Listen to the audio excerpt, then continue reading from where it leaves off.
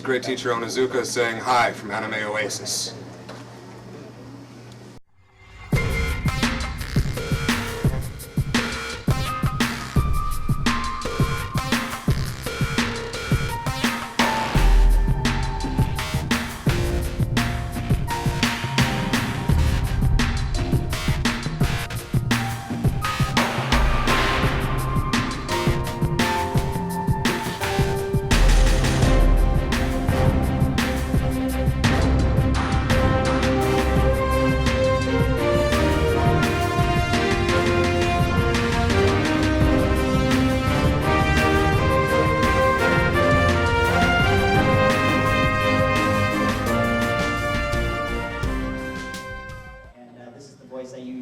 Normally, which is somewhat unique, and a couple casting directors thought it might be fun to put that onto some shows.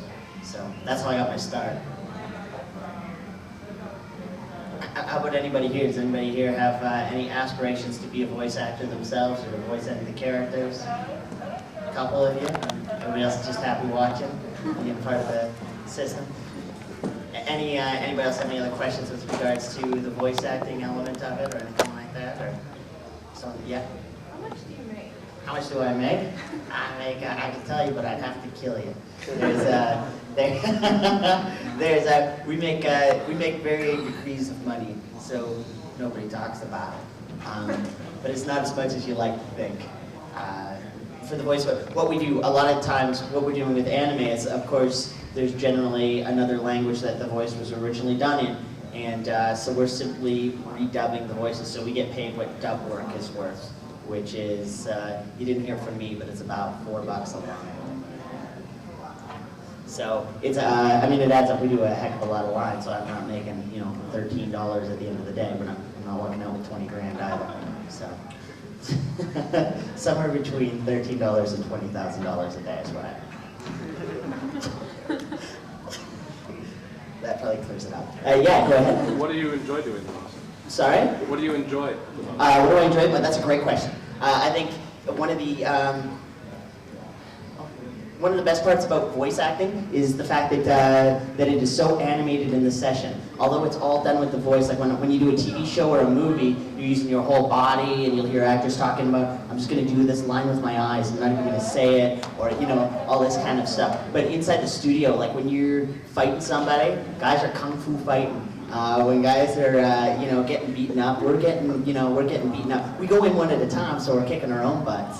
But that is by far, I think, the most fun thing to do in anime is to be beaten up or to beat up. That's probably not a politically correct thing to say, but that's probably the most fun thing to do is to fight. What do you enjoy most seeing? Maybe that's a good question for me to you. What's the most entertaining visual of the genre? Depends on what exactly kind of anime, but a lot of the fighting stuff's good. So. Yeah, a lot of the fight. Yeah, I don't know. I mean, I like I like the honor in the genre. I like the nobility, the romance, the poetry. It's this is kind of like for better or for worse, this is like modern day Shakespeare. This really is, this is all about chivalry, and this is all about destiny and tragedy and all that sort of thing. Things that, you don't necessarily get watching Will and Grace. Sometimes you do. I don't always get that. Does anybody else have any other questions regarding, I'm going to ask this question. How many people would actually consider that to be something they'd want to do, to become a voice actor? Okay, so now there's a whole million and one hands. Okay, I thought so, because generally I come to these places and everybody does want to be a voice actor. So there's a million and one good questions that I'm sure that are brewing in your head. Don't be shy about it, about, how do I get started? How do I get an agent? What's my agent do? I guess that question would be, where would you audition? That's a great question, because you know what? Geography is a huge part of voice work. There are only a few places that you will really do it, especially if you want to get into this genre. If you want to do some of the anime shows, we do a portion of them up in Vancouver, Canada. In Toronto, Canada, there's another portion. Los Angeles does some. Texas does a whole whack of it. ADV and Funimation in Houston and Dallas, I believe it is. New York does a bunch. But if you want to be an anime voice actor, you got to go where the work is. It's different. Like with live action television or feature films and such, you can really be an actor in any community and be a theater actor and book some work when movies or television shows come to town. But for anime, you've got to be where the work is. And there's, you know, in North America, there's about 6, 7, maybe 8 places we do it. So you would have to consider relocating, because I don't know of any voice studios here. Mostly, my advice would be to go to, my advice is to go to Texas. Texas has got a whole mess load of work, and you're not competing with the LA kids, when that's a much bigger pool. So, and New York is the same thing as LA, it's a big pool, so that'd be my advice. Texas, looking at ADP and Funimation. Any other questions on anything of the, yeah? Actually, it's a pretty big one, so Great. I'm going to try to speak as loud as I can. I go to ITT Tech, learning all kind of editing and multimedia. I'm studying multimedia, and everybody keeps asking me, oh, geez, Aaron, where are you trying to go from here? And I just tell them a lie, like, oh, maybe news media. But the truth is, I fantasize about this because it's all started by an accident. For an economic project, I had made up my own anime studios editing. Like I bought it, like I pretended I bought it from Japan. I did this for a whole economic thing around my high school. And my mother said, "Whoa, you did an excellent job on that. Maybe you should think of this as a career." And I said, "That'd be a good idea." My question is, how would anybody start a whole new studio of getting certain anime series from Japan and start dubbing them, directing them? You know, how did Funimation get started and things like that? You know? That's a great question. It's a fantastic question. The thing is that, you know, it wasn't that long ago that anime wasn't as popular as it is now. It's growing, you know, leaps and bounds. And the more it becomes mainstream, the more difficult it becomes for an independent production company to start taking the work.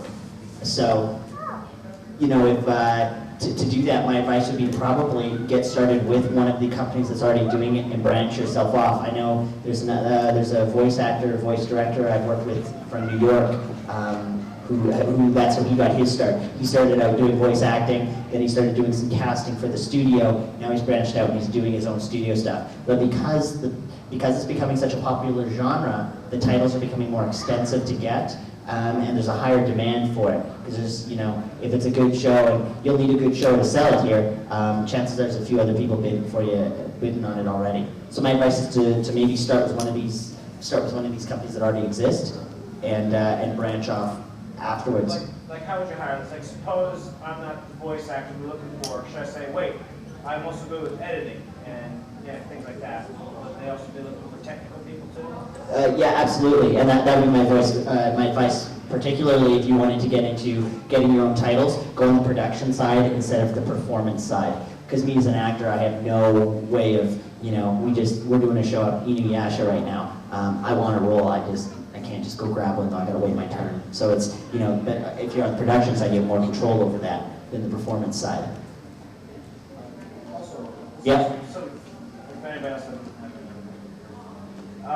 1999, we noticed all of a sudden Dragon Ball Z had different voice actors, and all of a sudden, boom. Yeah. What happened with Ian Corbett and the original staff? Because you know, at the beginning we all thought that they were much better voice actors than Funimation. Well, Funimation, they got better, but in the beginning we were all out there, it kind of sounded like they were grunting, you know, all of a sudden. So That's a great question. What happened? We go through that all the time, and Dragon Ball Z is my favorite. Dragon Ball Z, I did 30 episodes somewhere in 2001 or something. What happened with Dragon Ball Z is I can't remember the exact history of it, but at one time we had it up here in Canada, and Ian was doing it, and I think Peter Kalamis took over for Ian. Then what happened is for reasons that were never explained to us up in Canada, they removed the series and they brought it down to Texas.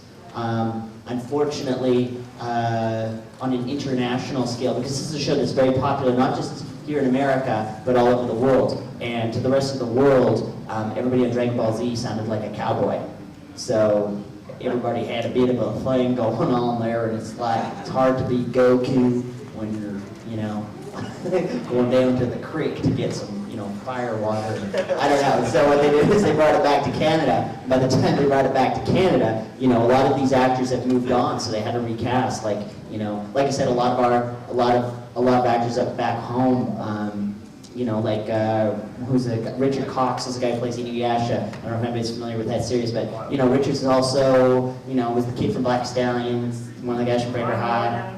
What's that? He's Rama too. He was Rama too. So, but at the same time, Richard's still doing a lot of the anime stuff, but he also has those TV and film gigs. You got to remember that we work these projects, and sometimes these projects don't allow us to do other projects because they just take so much time. Does anybody have any other questions? We got a lot of them. Yeah. Like what kind of preparation do you do for the role? Do you do any, or you just kind of come in, give the best voice, or? Yeah, that's good. There's that's a good question because it's about 7 or 8 questions in one actually. To do voice preparation for a role, different things. Like if it's a series that's already existing, then the advice is you don't want to just mimic the Japanese actor who's already done the voice, but you do want to have the essence of that voice. So if the character is somewhat bratty, or if the character is an intellectual or whatever, you want to still have those qualities in your voice, but you don't want to necessarily just do an impression of that voice. The prep work you do, most of the prep work I do for roles I have is online. I go to chat rooms for shows that have already existed. People have already been watching the original Japanese or whatever, and I just jump in pretending I'm, Joe Schmo, and I'm like, yeah, but don't you think it would be cool if he sounded kind of like that? And they was like, no, that's stupid. And then, then I take that information and go to the next day to the audition with what the fans said, kind of thing. And that works sometimes it doesn't. Yeah?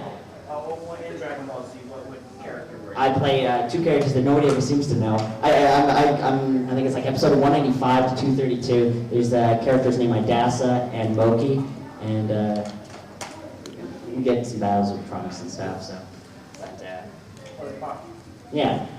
So those are my voice. Any other questions about anything regarding that?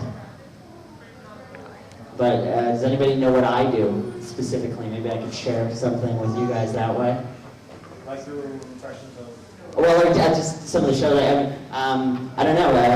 I'm not really sure what we're going to do here. This is kind of a feel you out stage, see where we're all at, see how everybody's doing. Some of the shows I do are like Infinite Revias. Does anybody know that show? Yeah.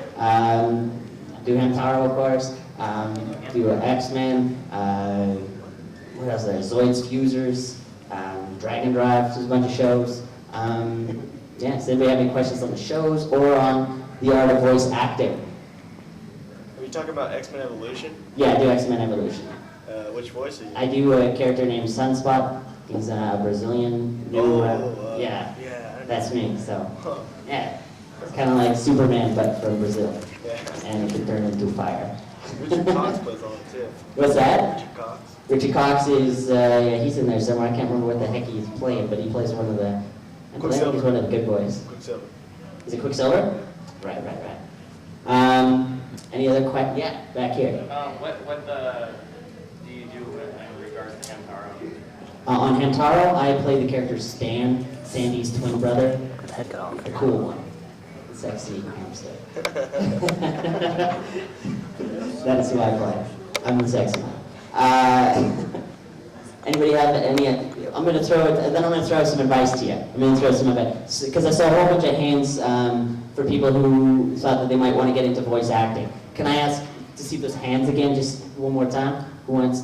So there's a bunch. How many people here have done any acting outside of any acting, whether it be theater, improv in school, whatever? A little bit. It's the most important thing. Let me tell you, the most important thing about voice acting is the actual acting element of it. Because there's 1,000,001 people out there that can do 1,000,001 voices. And what's going to separate you is when you get the acting chops, because there is a lot to it. As actors, we have a whole other language we use, with objectives, subtext, obstacles, three-dimensional environment.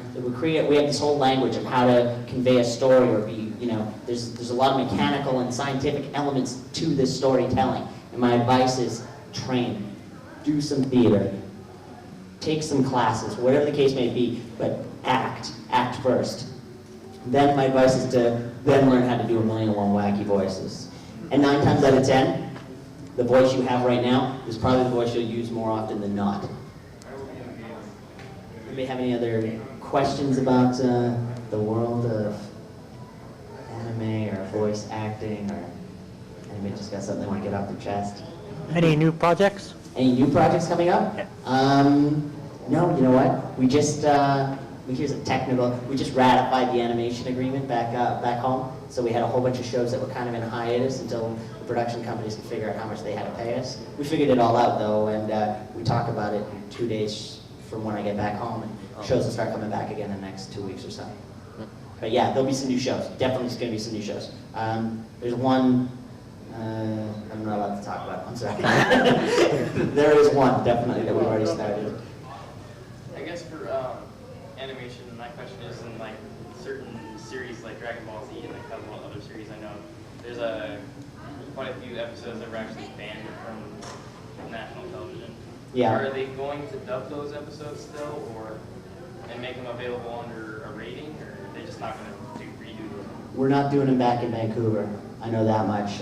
If Funimation's doing them, that's a possibility, but chances are probably not right now is probably the only answer I can say. It's one of those things where I would say, right now my answer is no, but you never know. In 6 months from now, if enough people wanted it, you'd see them getting it. And we're all, we'll all definitely take the work if somebody wants to pay us to do some more shows. Definitely want some more episodes. Do you know a good place like on the internet or basically there's a few voice actors that I'd like to in touch with, possibly get like signed pictures from. Right. Specifically like Kevin Conroy, and I'm just having trouble finding addresses and stuff. Sure. You know what's a great place is a couple different ways to go. If you can find out the titles of the shows that they've worked on, you can usually look up the production company online. Like if these are people from Ocean or ADV or Funimation, you can look them up online and contact them through the studio. That's probably the best way to go. There's another thing called the imdb.com, which is the Internet Movie Database, and that'll give you sometimes they'll give agent information, and you can contact them directly through their agent. Any other questions here about? Yeah. I'm a big Kenshi fan, and I understand they just released the second season in Japan. Okay. Have you heard anything that's coming to the States? I have not heard of it coming to the States yet, but that doesn't mean it's happening because they don't. That doesn't mean it's not happening because they don't always tell me everything. I usually get a whiff of what's going on, but not everything. So I haven't heard anything, but that doesn't confirm or deny those rumors that it could be coming. Any other questions at all? Nothing there. All right. Well, I'm going to be here all weekend, so what I'm going to do is I'm going to put the mic down, and I'm going to leave myself available in this room if people had questions that they just didn't want to ask in front of a group of strangers, which is perfectly fine, and we can hopefully open up for the rest of the weekend. So, yeah, I'm going to take this time and thank you guys, seriously, for having me down here. I'm actually really looking forward to this. I think this is going to be a good time.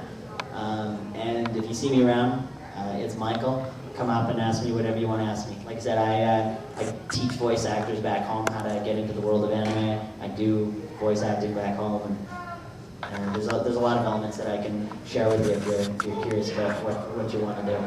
All right? So thank you very much, you guys, and I look forward to seeing you more this weekend. Thank you very much.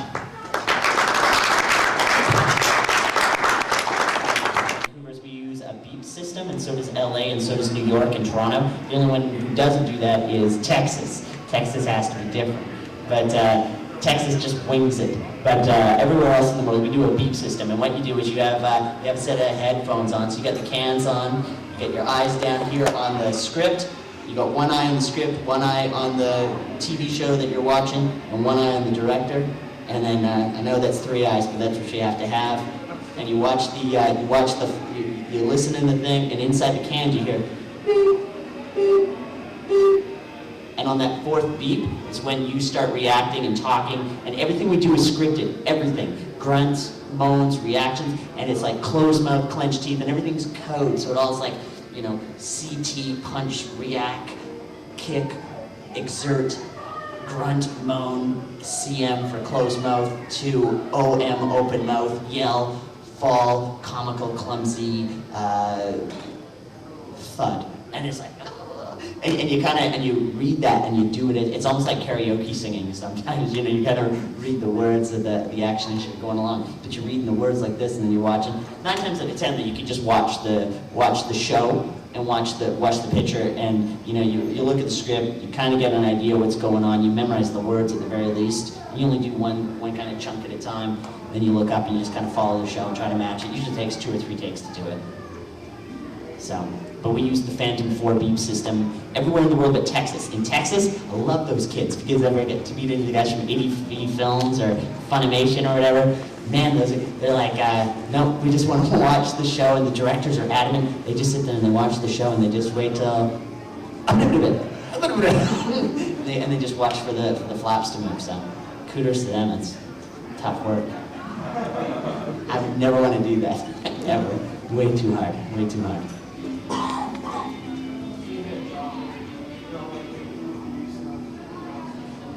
Oh yeah, well actually, I think one of the studios down there, I think Funimation might use beeps. One of them may use beeps and the other doesn't, but I think ADV does so many titles, and I'm certain they don't, so it's crazy. And they're so anti-beeps, which is so weird. Like, if you talk to any of the actors, it's almost like, no, that's for like hacks, or that's for like, no, we do the pure anime. It's like, we don't need no beeps. But then they sent Dragon Ball Z back to Vancouver to do it right. I can say that because I'm not here. Then again, ADV produced Blue Sea, Evangelion. I know some people don't like it. Does better than nothing, right? Oh, you know what? Don't let me mislead you. I think ADV rocks. I think ADV. Some of the things that I think. I mean, first of all, I think I would never want to do it because I think it's way too cowboy. We'll just walk in here, we'll just wing it. Trust us. Like, come on, cowboy. It's like the year, you know, it's like they want to work like it's 1942 or something. It's like, we've got the beeps, use them. But on the other hand, you know, they do some amazing work, and their actors are fantastic. I don't know if you guys know like Monica Rial or Chris Patton or Greg Aries, Vic Mignogna. I always say that wrong. Oh yeah, so these guys are great, right? So these ADV actors, first of all, the ADV actors are great. The support they get from their production company is fantastic. I've met some of the producers and directors and stuff at different cons. They're really cool people. Totally disagree, so I could never work down there on creative elements. But great people, and they do all these like, have you guys ever seen any outtakes on any of these things? Oh yeah. Yeah, so that's ADV, right? Because they'll do that kind of stuff. Like at Ocean, we just don't. We do outtakes, but we only do them for each other, right? So we'll do, you know, we'll be recording Hamtaro, and all of a sudden one of the hamsters is talking dirty. Is this for real? Did we change the show? Because I don't think Pashmina can say that. Did we hook up? But then you find out it's just for us. Yeah, it would need a 18 plus rating for some of that stuff. It gets a little racy. Rated R Hamtaro. Yeah, rated R Hamtaro. That'd be interesting. Something you don't see in the Doshinji tapes. So how anything else from you guys? Any other questions about, yeah? I don't know why you record singular rather than just putting them, you know, 4 or 5 at a time in a room and recording like because the difference is prelay versus the ADR stuff, right? And the way we record this, most of this anime stuff is we record it literally, you know, anywhere from 1 to 4 or 5 sentences at a time, and it is a very exact science. And I know, you know, we really try very hard, and you know, sometimes people will complain about the flaps and matching. Keeping in mind that this was written for another language, and we're trying to take a language, you know, even, you know, thank you versus, you know, arigato. You know, it's like thank you is, you know, 2 flaps, and you know, we've got to rewrite things on the fly sometimes, and we've got to we try really hard to make sure that the acting is still there. So it would just be very difficult to have too many actors doing that, because we go 1 or 2 lines at a time, you know, 3 or 4 times through. If you try to do an entire scene like that, it would take forever. It would just take an eternity. So mostly it's just because it's not mouth animated for English. Well, yeah, that's a huge problem. You know, like there's a few series where, you know, you get these writers, and, you know, I've gone in for shows where I've, you know, I go in and it's like the word, I'll have the word die. And like, all right, here comes the beeps. Beep, beep, beep, die. I'm like, are you kidding me? And the guy flapped his mouth like 35 times. No way this is how they say die in Japanese. What's he really saying? Talk to me. So we have to, we'll rewrite it. And, sometimes the director will be like, well, say, die, you silly, crazy person, die. Why won't you die? Die, die! Or sometimes the actor will come up with something, but, that takes up a good chunk of time, too. What show did it? Infinite Revives, holy cow. I just got Bondi. Somebody from Bondi was nice enough to send me the series recently, but I just got it before I left here, so I haven't watched it. But that's a series that I'm really curious to see what happens, because 50 to 60% of the lines that we were supposed to say were rewritten because they just didn't manage. It was one of these things, stop it, but the flaps are still going. Or the flap would go once, and you've got like 30 words you're trying to go like, hey, why don't you stop and get out of here, please? Yeah. But when you have those parts where they enter dialogue within the original script, there isn't any in the first place. Yeah, and a lot of that's avoided, to be honest with you. That's really avoided at all costs. Like, there's a real effort put into not altering the original stuff. Because it's great stuff. And it's funny, like, there's a tremendous amount of respect from the American voice actors and the American production companies for what the Japanese work is.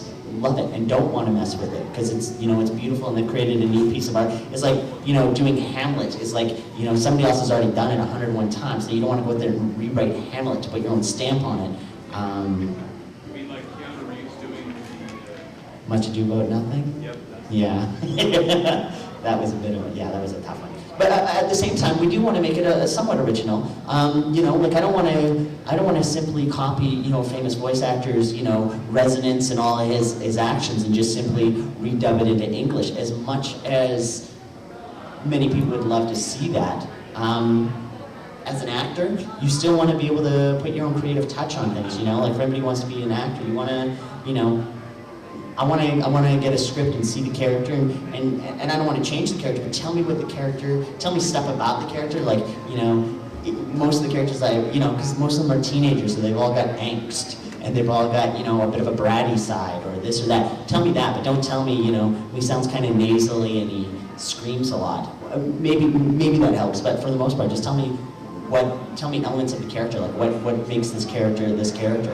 And I think that you get a much more, satisfying performance, and it's one of these things of it's kind of like I like to equate it to like Sean Connery versus Roger Moore and James Bond. Two totally different kinds of James Bond, both good James Bonds, just different kinds of James Bonds. You know what I mean? And I think it's the same thing with the Japanese stuff and the English stuff. There's a lot of brilliant Canadian and American voice actors who don't sound like their Japanese counterparts, but they're great. I got a very good friend of mine is Trevor Duvall. He's him and Scott McNeil do a good chunk of all the filler characters on top of the main characters they do, because they just have such a wide range of voices, and they're brilliant at what they do. Sorry, I got off topic there, but any other questions for me about any of the shows or getting into the business or? That's a good question. You have a question? I'll go with that first, then we'll come over this way. Okay, that's great. How to get into the business. The thing with the voice acting is to remember that stuff. And it's neat to kind of meet these guys. I mean, often they don't speak a lick of English, so the amount of dialogue we have is often fairly limited. But yeah, once in a while you do get to. I'm hoping to cross paths with some of the people that have done Japanese versions of the English versions that we do. But we never really get to chat about it creatively so much. I find that the most element we get, like, for creative banter back and forth is through websites. I do a tremendous amount of web surfing whenever I'm going to, audition for a role, or if I'm doing a role. I'm in all the chat rooms and all the websites incognito, trying to find out, I do a character that, I got some real negative feedback. Like, I was doing a character and everybody was like, oh, this guy sounds like such a wimp, and oh, he's such a whiny little girl, and so I totally, changed it based on that, and, took the information to the producer. I'm like, do you think we could tough me up a bit? Because everybody hates me, and I don't want to get written off the show. But, so, yeah. That's the place we go all the time for creative stuff, websites, stuff like that. Any other? You mentioned doing impressions badly, like anyone in particular, or just? Any impressions poorly? Like any particular impressions? Yeah. No, I do every impression poorly. I don't do one character well. So I have a million voices. I could do you poorly, I could do you poorly, and those would be 2 voices I'd throw into my voice CV. So that's, there's no right or wrong way. I mean, everybody's looking for that original voice, but sounds familiar enough that nobody's gonna be too thrown off by it. Voices come out of everything. One of my favorite places to get voices is out of other people's laughter. Start with somebody else's laugh, because everybody laughs, has such distinctive, unique laughs, that I find it's a fun place to start. Hear somebody laugh, and then mock their laugh, and then mock what they must sound like when they do the rest of their dialogue, using that laughter as an inspiration point. There's a million more different places to find that voice. I watch a lot of cartoons. I'm hooked on SpongeBob. I watch SpongeBob all the time. It's a love it or hate it kind of thing. But as a voice actor, I find it a tremendous, a tremendous library of crazy voices that I can do horrible and add to different shows. Actually, I heard a story of how the voice actor for SpongeBob came up with that really high-pitched voice. It was from this audition he did. And he was hearing these people who were auditioning for Christmas elves, and there was this angry midget saying, "Every year I always do the same thing."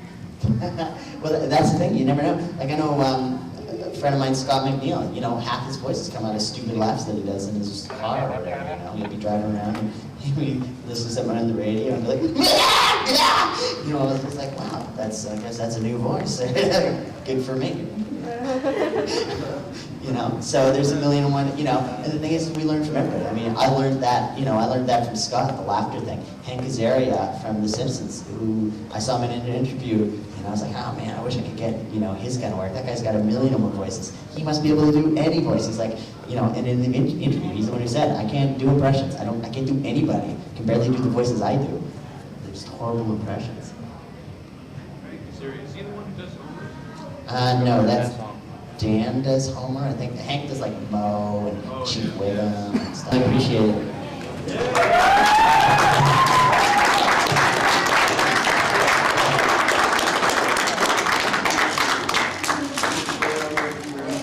Hi, I'm Squall from Final Fantasy VIII, and I am glad to be here in Anime Oasis. Hi, viewers. Look at the lovely gunblade. You know you like it. You know you want it. Look, it's nice and wood. So, I hope all you guys that are out there watching this are enjoying what you're seeing and watching. Because I know this place is a bomb. It's cool. Here again, Squall from Final Fantasy VIII. Reporting from Anime Oasis. Okay. That's it?